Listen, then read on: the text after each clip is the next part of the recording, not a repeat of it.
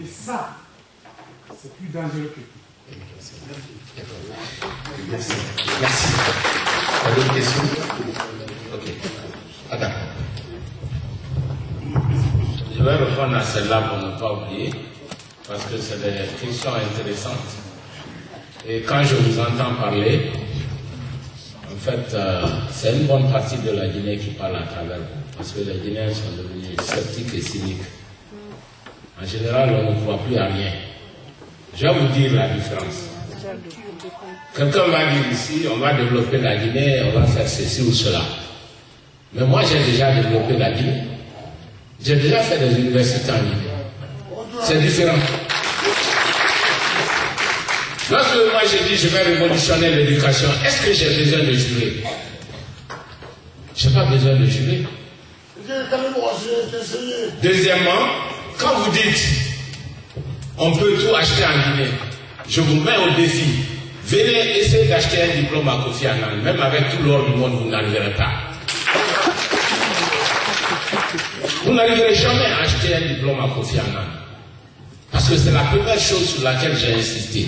Si vous avez deux dans une matière, 20 ans après, on vous ressort le même papier avec les mêmes deux. Il ne faut pas croire que tout le monde est malhonnête. C'est pas vrai. Les Guinéens ont deux défauts, la classe dirigeante. Tout le monde se soigne à l'extérieur, tout le monde envoie ses enfants à l'extérieur. C'est pas vrai? Moi, Dr Ousmane Kaba, j'ai 6 enfants, tous nés aux États-Unis, qui ont tous fréquenté Kofi Annan. Donc, moi, je dis ce que je fais et je fais ce que je dis. Voilà. L'un des gros problèmes qu'on a eu en Guinée, c'est qu'on a pris les promesses, mais les Guinéens sont maintenant beaucoup plus intelligents. Parce que tous les Guinéens disent maintenant, avant de voter pour quelqu'un, voyons ce qu'il a fait dans le passé. Voilà. Si vous faites ça, vous n'allez pas vous tromper. Comme j'ai l'habitude de dire, quand vous allez travailler dans une entreprise, on demande votre CV. Hein? CV, ça veut dire quoi? Qu'est-ce que vous avez étudié? Qu'est-ce que vous avez fait avant de venir dans cette entreprise? Ça m'intéresse pas. Si les Guinéens font ça, je pense qu'on ne se trompera plus. Voilà, donc il y a l'antidote à tout. Donc ne soyez pas désespérés. Et c'est le cas. Lorsque vous parlez des prévisions à long terme, ça c'est mon travail. En 1996 déjà, j'avais fait Guinée Vision 2010. C'était la première prévision prospective, le premier exercice prospectif depuis. Et les défis qui étaient là déjà sont les mêmes aujourd'hui, plus de 20 ans après. Donc le problème de la vision à long terme, ce n'est pas un problème de rêve. Il faut que le rêve soit soutenu par la définition des moyens pour atteindre les objectifs et quelles sont les ressources que vous allez amasser pour atteindre ces objectifs. Ça, c'est mon travail. Donc, ce n'est pas la même chose. Parce que moi, c'est mon boulot de rendre un pays prospère. Je n'ai étudié que ça depuis 30 ans. Je ne fais que ça depuis 30 ans. Sur tous les continents, de l'Amérique en Europe en passant par l'Afrique. Je sais exactement de quoi je parle. Donc ce n'est pas le même discours. Je regrette, ce n'est pas la même chose du tout. Je vais vous donner un exemple type. Moi, j'étais conseiller à la présidence. J'ai toujours dit que pour faire le secteur minier, il faut faire les investissements dans la transformation. Il faut passer de la bauxite à l'alumine. Passer de l'alumine à l'aluminium. Parce que c'est comme ça qu'on retient la chaîne des valeurs. Non, les hommes politiques ont voulu faire le court terme. Sortir des quantités énormes de bauxite brut. Parce que c'est ça le court terme, le bauxite brut. Si vous commencez à faire des usines, vous faites le long terme. Il faut faire l'alumine. Il faut faire l'aluminium qui demande beaucoup d'énergie. Pour faire l'aluminium qui demande beaucoup d'énergie, dans un pays où les montagnes et les pluies se rencontrent, donc là où il y a des possibilités énormes de barrages, vous faites des barrages sur toute l'étendue du territoire national. Vous avez suffisamment d'électricité pour transformer complètement le pays. C'est cela la vision à long terme. Ce n'est pas un rêve, c'est une réalité. Nous avons les moyens, nous avons les ressources et nous avons les capacités de mettre ça en œuvre. Mais le plus grand danger qui nous guette, c'est d'être blasé.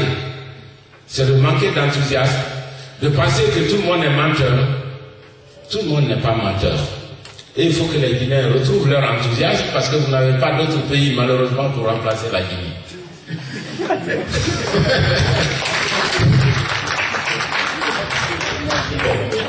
Il y a d'autres questions? Vas-y, Diallo Ousmane. Merci d'être venu.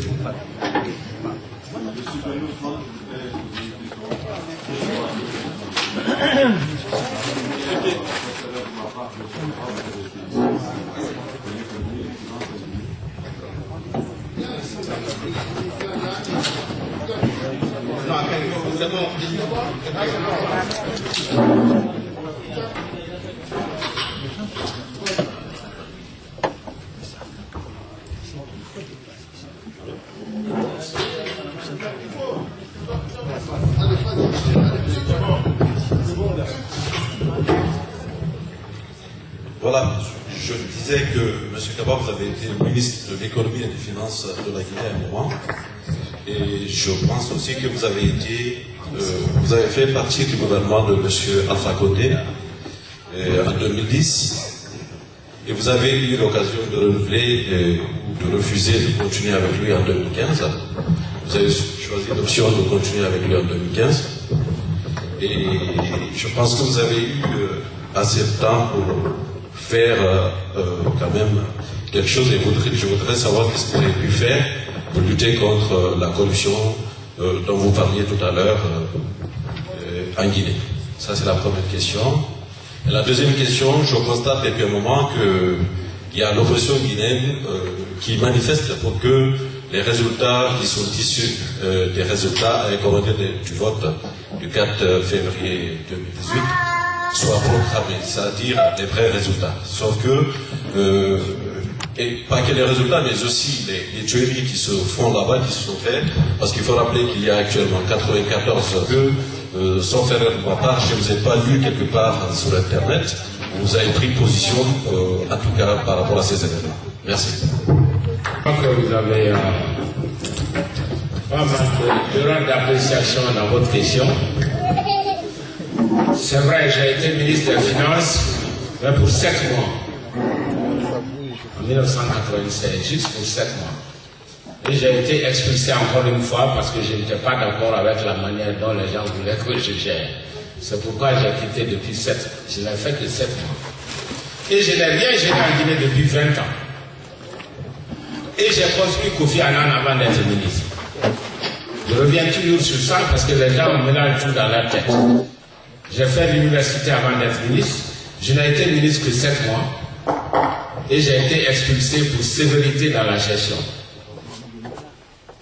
Ceci dit, il faut éviter les gens qui n'ont aucune expérience. On est tombé dans ça là aujourd'hui. Hein? On a dit on n'a jamais géré, donc on va mieux gérer. Pour gérer, il faut avoir un peu d'expérience. C'est très important. Hein? Si vous venez comme ça, vous n'avez bien jamais géré, c'est très probable que votre gestion soit catastrophique. Okay? Donc, il faut rectifier un peu cela. Ensuite, vous avez dit, j'ai été membre du gouvernement de Alpha Condé depuis 2010, ce qui n'est pas correct. Je n'ai jamais appartenu au gouvernement du professeur Alpha Condé. J'ai juste été un conseiller parmi des dizaines de conseillers à la présidence. Et voilà, je n'ai jamais été membre de son gouvernement. Je n'ai été qu'un conseiller. Et un conseiller, qu'est-ce qu'il fait? Il conseille. Un conseiller conseille, tu ne prends pas de décision. C'est très important que les gens comprennent la différence. Ce n'est pas comme un ministre qui gère quelque chose. Un conseiller, tu ne vois que des dossiers pour donner ton avis, c'est tout. Tu n'es pas du tout impliqué dans la gestion. Et c'est parce que je n'étais pas d'accord avec lui à partir de 2013 que j'ai changé pour aller au Parlement. J'ai préféré être député à l'Assemblée nationale. Voilà. Donc moi, je suis capable de rupture chaque fois que je ne suis pas d'accord. J'ai démissionné de la présidence comme ministre conseiller pour aller à l'Assemblée nationale comme simple député. Voilà. Donc si ça peut répondre à votre question. Ensuite, vous parlez de l'opposition qui manifeste pour les résultats, etc. Je suis d'accord avec vous. Moi, j'ai été aussi bien triché que l'opposition, je sais que c'est vrai, et je sais que ce sont des revendications légitimes. Maintenant, pour autant, est-ce qu'il faut manifester tous les jours? Moi, je pense que non. Quand on a déjà manifesté, on a fait son point, mais il ne faut pas manifester chaque matin pour mettre l'équilibre du pays en danger. Voilà la différence. En ce qui concerne les morts, ce que vous ne m'avez pas écouté, j'ai dit que les violences et les tueries, c'est parce qu'il n'y a pas de justice, nous sommes dans une impunité totale. C'est ça le problème. Parce que si les coupables étaient identifiés après chaque acte et qu'ils étaient jugés, on n'aurait pas cette tuerie-là. Parce qu'aujourd'hui, l'opposition et la mouvance présidentielle, chacun se renvoie les balles. L'opposition dit que les tueries, c'est la mouvance dit que les tueries, c'est l'opposition. On est dans une situation où on n'est même pas sûr qui a tiré sur qui. Mais le responsable, c'est le gouvernement. Parce que c'est le gouvernement qui est responsable de la justice et de la sécurité. Voilà, c'est très simple. Et ceux qui sont morts, ils sont morts pour toute la Guinée. Ce n'est pas pour une communauté, c'est tous les Guinéens qui meurent quand il y a un seul jeune qui meurt.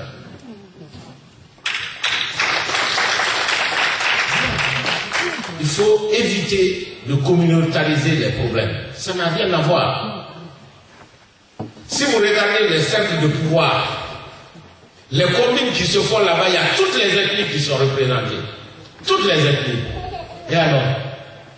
Pourtant, ils sont là-bas. Voilà, donc ce n'est pas une question de parents. Ce n'est pas une question de peur ou de malinquer, ça c'est pas vrai. C'est une question de malgouvernance, d'opposition et de pouvoir. Et c'est mal géré. Et le pouvoir ne remplit pas sa fonction régalienne. Si on enlevait le sentiment d'injustice, il n'y aurait pas le sentiment d'exclusion. Et il y aurait la clarté sur tous ces morts aujourd'hui. Voilà. Celui qu'on a tué dans une manifestation, ou le gendarme qui a été abattu froidement dans le quartier, tout ça c'est des Guinéens que nous parlons. Voilà. Quand vous voyez les morts, vous voyez tous les morts. Parce qu'ils sont tous Guinéens. Et chaque fois qu'il y a un enfant qui meurt, toute la Guinée meurt. Il faut le savoir.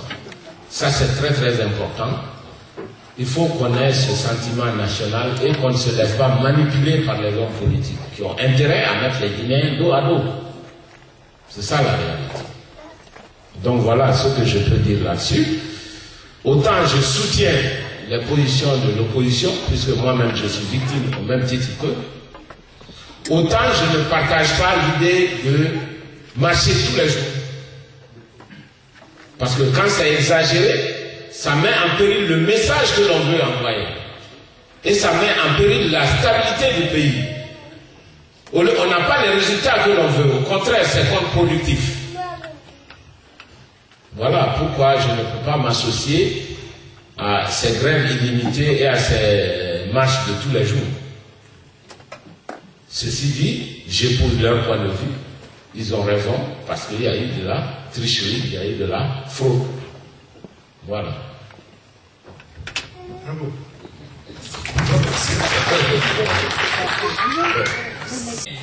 En une matière où la réussite dépend de la possibilité de mentir. On vous dit où les nambés d'or. Ça veut dire que c'est enraciné, c'est incrusté dans le comportement des gens et c'est pas n'importe qui vous conseille ça.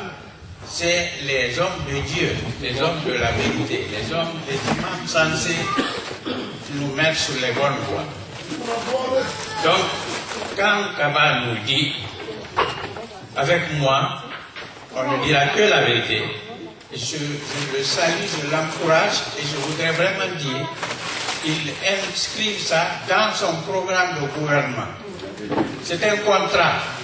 Quand on se présente, comme il est là, il n'est pas là en désintéressé, il n'est pas là pour l'opposition. Il est là parce qu'il attend quelque chose de nous. en tant que Guinéen.